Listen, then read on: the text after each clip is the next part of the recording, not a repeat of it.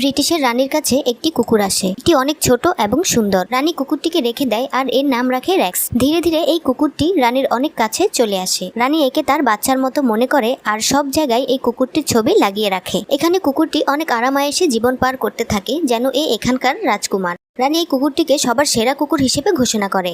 একদিন এক দুষ্টু কুকুর রেক্সকে ধাক্কা দিয়ে নিচে ফেলে দেয় আর রানীকে এমনভাবে দেখায় যে রেক্স মারা গেছে।